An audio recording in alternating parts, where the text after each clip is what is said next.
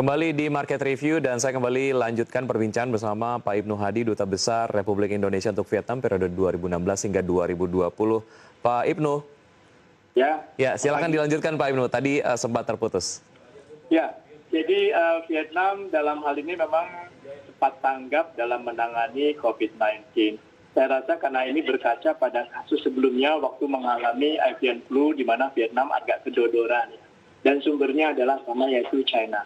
Jadi segala sesuatu yang sifatnya menyangkut China, memang Vietnam secara sejarah itu selalu sangat antisipatif dan sangat sensitif. Sehingga waktu terjadi kasus awal di Vietnam, itu kasus-kasus tersebut langsung mereka bergerak cepat, langsung diisolir sehingga memang tidak menjadi wabah. Dan bukan hanya itu, juga disertai dengan berbagai langkah-langkah lanjutan sampai ke titik di mana mereka menghentikan pesawat dari international flight masuk ke Vietnam. Kalau tidak salah pada akhir Maret awal April. Itu merupakan juga satu langkah yang mengejutkan ya waktu itu karena cukup banyak negara yang komplain. Nah, itu adalah langkah-langkah yang diambil oleh Vietnam. Intinya adalah bahwa Vietnam memang mengambil langkah yang cepat, yang bahkan untuk beberapa negara mungkin masih belum terpikirkan. Dan hasilnya adalah mereka berhasil menangani COVID-19, pandemik, dan mereka bisa fokus kepada kebijakan itu. Artinya bicara mengenai prioritas, ada satu prioritas yang betul-betul diutamakan oleh pemerintah Vietnam, yaitu adalah mengenai penanganan kesehatan. Begitu kasusnya kemudian juga sedikit berbeda dengan apa yang terjadi di Indonesia. Ada dua prioritas lah, kesehatan juga kemudian diprioritaskan, ekonomi juga demikian gitu ya. Apakah ini juga yang memang membuat efektivitas dari strategi penanganan pandemi COVID-19 di Vietnam cukup bekerja dengan efektif, Pak Ibnu? Ada prioritas tadi yang betul-betul difokuskan. Saya rasa mungkin agak berbeda ya Vietnam dengan, jangan lupa bahwa Vietnam adalah suatu negara berkembang. Jadi sebenarnya situasi dan kondisi dan tingkat pembangunannya, perkembangannya tidak jauh berbeda dengan Indonesia. Jadi yang berbeda adalah memang mereka begitu melihat adanya potensi pandemik, mereka tangani secara serius dan mereka tangani secara tuntas, sehingga setelah itu konsentrasi dan fokus mereka bisa mereka alihkan kepada kegiatan ekonomi. Jadi itu adalah dua hal yang mereka lakukan secara subsequential, ya. Mereka tangani pandemik dan kemudian mereka segera fokus kepada kebijakan ekonomi. Sehingga memang ekonomi mereka, seperti yang telah dikatakan, mereka bisa mengalami pertumbuhan ekonomi yang tetap positif. Baik, Pak Ibnu, terkait dengan pandemi COVID-19 tentu saja ini memberikan dampak yang luar biasa terhadap investasi dan juga mungkin kegiatan ekonomi lah di berbagai negara juga demikian. Apa yang sebetulnya dilakukan oleh pemerintah Vietnam agar menjaga iklim investasi domestiknya? Oke. Sebenarnya Vietnam sudah menjalankan kebijakan Doi Moi, yaitu kebijakan ekonomi terbuka, yang istilah mereka adalah Socialist Oriented Market Economy sejak tahun 1986. Jadi secara continuously mereka memang sudah punya visi bahwa ekonomi harus terbuka, mereka memang tergantung kepada dunia internasional, baik perdagangan maupun investasi. Jadi prinsipnya itu, sehingga apa yang terjadi dalam tahun lalu atau selama 5 tahun terakhir sebenarnya merupakan continuation dari kebijakan-kebijakan ekonomi yang konsisten tersebut. Jadi intinya adalah pertama, perdagangan itu adalah penting, dan untuk mendorong perdagangan adalah harus didukung dengan investasi yang kuat, dan tentunya karena investasi dalam negeri terbatas, mereka sangat terbuka dengan investasi luar negeri. Pertumbuhan ekonomi memang tercatat rata-rata 7%, ya, di luar tahun lalu yang cuma 2,9% positif, tapi 3 tahun sebelumnya itu rata-rata 7%. Dan jangan lupa bahwa perdagangan adalah tulang punggung ekonominya Vietnam. Seperti kita ketahui bahwa total trade Vietnam itu mencapai 200% dari GDP-nya. Bandingkan dengan Indonesia. Indonesia itu kan total trade kita kan mungkin kalau tidak salah hanya sekitar 34-35% dari GDP. Jadi bisa dilihat dari eh, pentingnya perdagangan luar negeri, sehingga kebijakan seperti memudahkan proses eksportasi dan juga memudahkan proses importasi, karena importasi kan penting ya dalam mengolah industri yang akan diekspor, kemudian juga kebijakan-kebijakan investasi yang mudah disertai dengan berbagai insentif, didukung dengan upah buruh yang murah ya, dan itu yang ditekankan oleh Vietnam selama ini.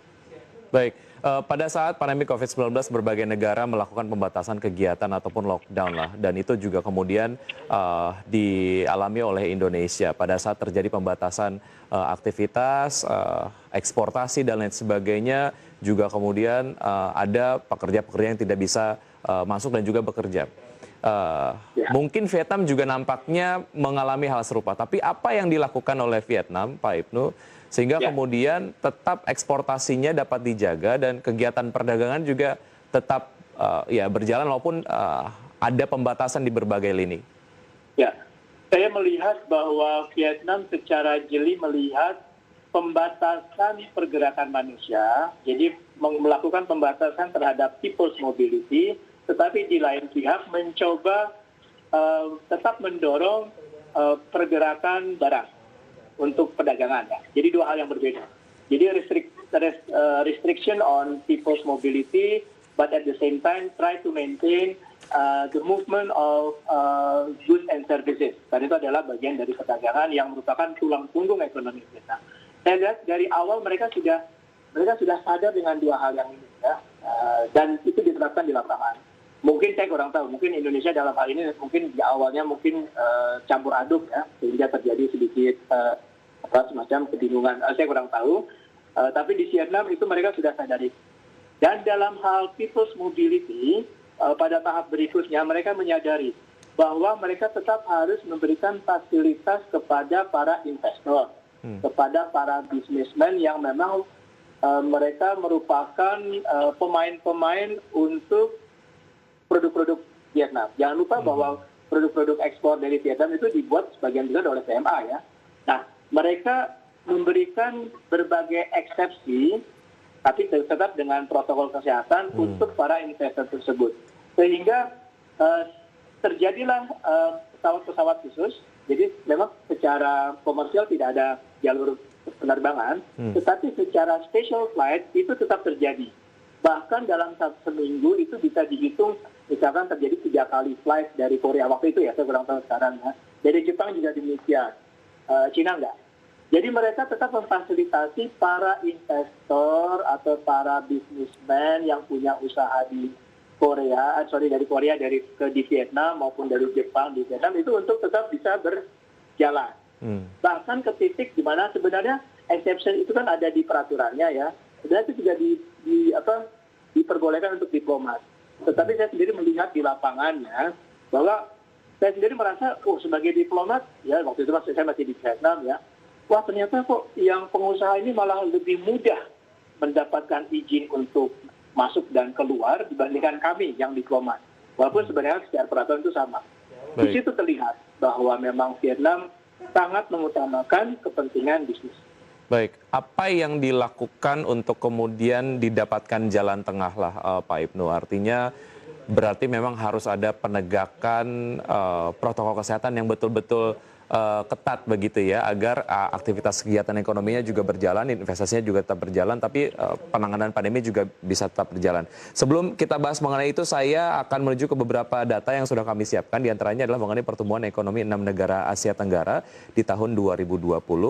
Vietnam nampaknya satu-satunya negara di kawasan Asia Tenggara dengan pertumbuhan ekonomi yang positif 2,91%, sementara itu Indonesia minus 2,07%, Singapura minus 5,4%, Malaysia minus 5,6%, Thailand minus 6,1%, dan Filipina minus 9,5%.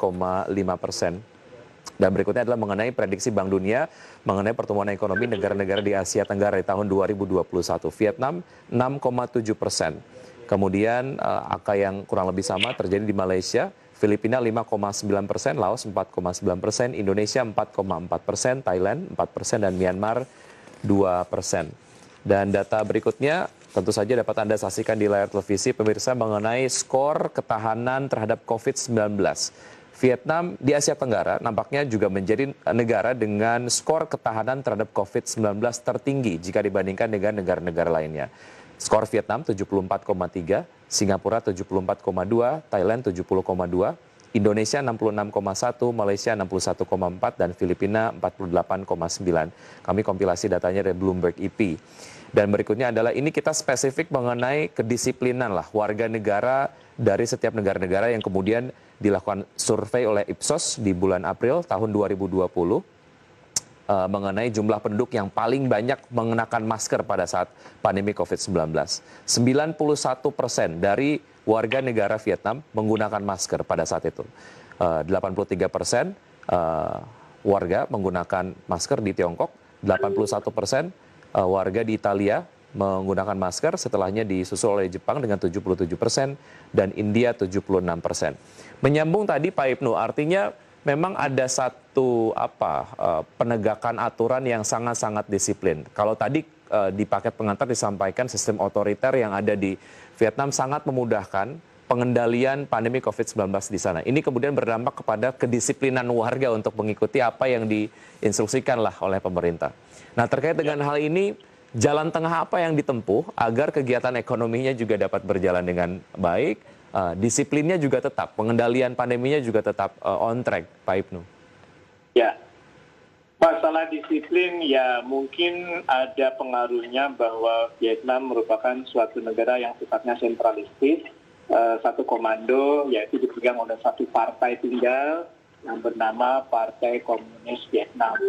Jadi memang sistem komando adalah di suatu kebijakan keputusan ditetapkan dari atas dan segenap pihak, segenap stakeholders termasuk masyarakat harus mematuhinya tanpa terkecuali. Jadi saya rasa mungkin itu juga salah satu hal yang mempunyai kontribusi ya terhadap penanganan COVID-19. Jadi memang begitu ditetapkan semua pihak menjalankan. Ya, tanpa ada babi bu gitu ya, mereka jalankan dan law enforcement-nya juga berjalan. Karena saya ingat waktu awal-awal COVID-19 itu setiap sore itu, atau setiap pagi dan setiap sore, itu ada mobil keliling. Sekali lagi, Vietnam adalah negara berkembang, bukan negara maju ya. Mobil keliling, terus pakai toa gitu ya. Ya halo-halo, ayo ini yang jualan di pinggir jalan tidak boleh ya, harus masuk di dalam. Jadi ada ketentuan tidak boleh di pinggir jalan, harus di dalam, dan kemudian jumlahnya juga misalkan 20% atau 30% atau 50%. Itu semua dikomunikasikan. Pakai toa yang sebenarnya siapapun juga bisa melakukan. Jadi memang law enforcement di lapangan yang saya lihat dengan mata kepala sendiri itu berjalan. Dan semuanya tentunya patuh ya. Mungkin mirip kayak kita dulu di zaman Orde Baru ya. Kemudian juga hal seperti bahwa waktu itu kan terjadi hampir semacam lockdown ya selama 2 minggu. Dan itu betul-betul sepi, orang itu tidak boleh keluar kecuali hanya, itu nggak salah di awal April ya.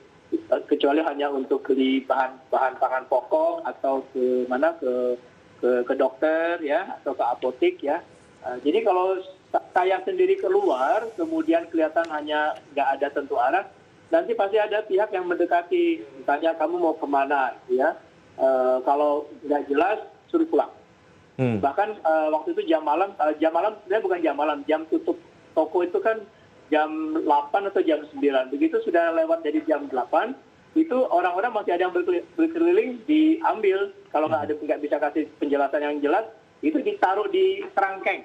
Di satu kerangkeng itu ada tuh, setiap kecamatan tuh ada kerangkengnya. Ditaruh di situ, besok pagi baru dikeluarkan. Itu contoh dari law enforcement. Ada sanksi-sanksi yang memang secara tegas diberikan kepada warga yang melanggar protokol kesehatan ataupun mungkin peraturan yang sudah ditetapkan oleh pemerintah mengenai pengendalian COVID-19. Baik, kita masih ada satu segmen Pak Ibnu. Kita akan lanjutkan usaha jeda berikut ini dan pemirsa tetap di Market Review, saja kami akan segera kembali.